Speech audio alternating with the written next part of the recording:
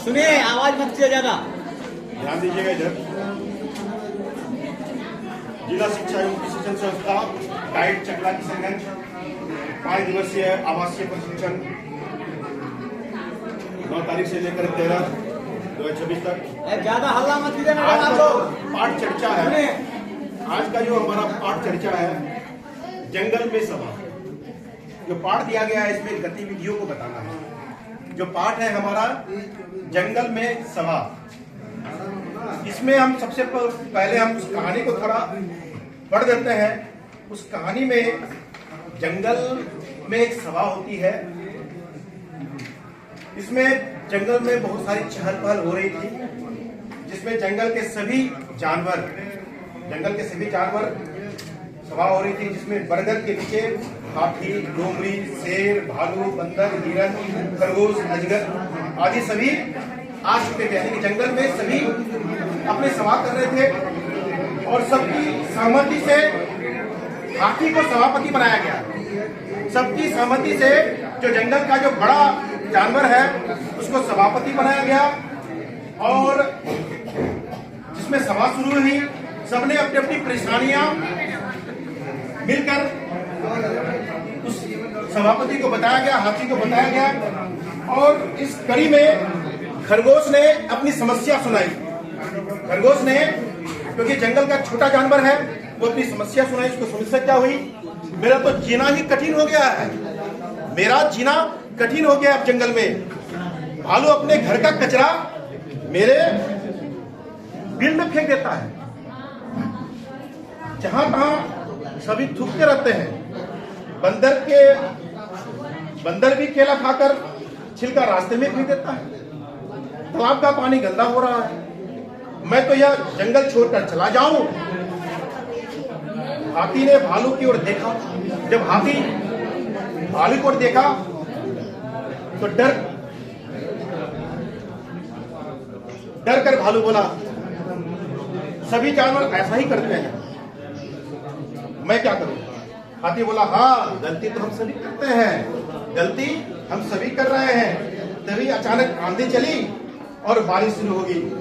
सभा अगले दिन तक के लिए रोक दी गई।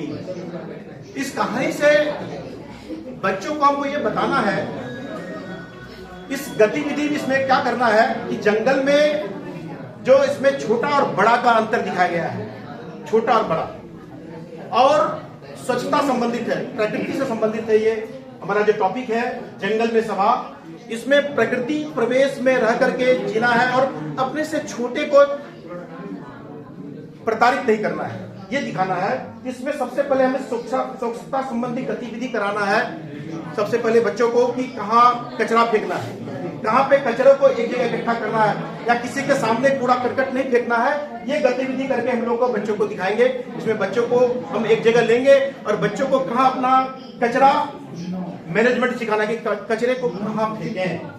दूसरा, बच्चों को भी सभा आयोजित करके इसमें से किसी को मॉनिटर जैसे हम लोग बनाते क्लास में, तो एक सभापति बनाएंगे जो सभी उसकी बात को माने और उस कचरे का मैनेजमेंट वो भी कर सके और किसी का कोई बुरा ना हो, सबको एक समानता से देखे।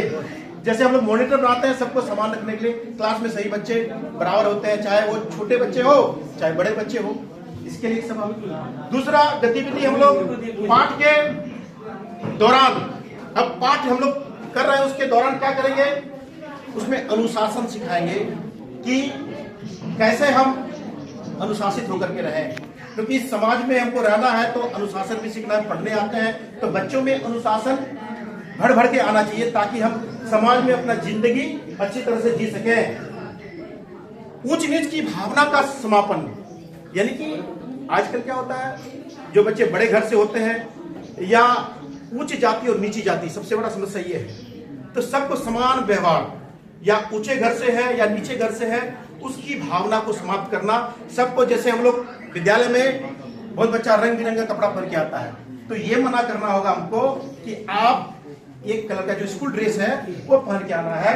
ये हमको दिखाना है कि ताकि आप सभी विद्यार्थी लगे, छोटा और बड़ा की भावना उसमें नहीं आए, किसी का कपड़ा देख करके उसको जलन न हो। इसके बाद पाठ की समाप्ति के बाद गतिविधि वर्ग कक्ष में रखे कूड़ेदान का प्रयोग, हम लोग वर्ग कक्ष में कूड़ेदान रखते हैं तो उसका प्रयोग वही करें हम लोग, न कि कूड़ेदान के जगह हम लोग जहां खाए वही गिरा दिए, सीढ़ी के नीचे थूक दिए।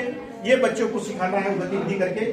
अपने से छोटे के प्रति स्नेह की भावना, यानी कि जो छोटा क्लास का सबसे छोटा बच्चा है उसके प्रति स्नेह, जो बड़ा बच्चा अपना भावना दिखाता है कि हम बहुत ताकतवर हैं, शक्तिशाली है, तो ये भावना बच्चों में इस तरह का गतिविधि करके हम लोग कर सकते हैं।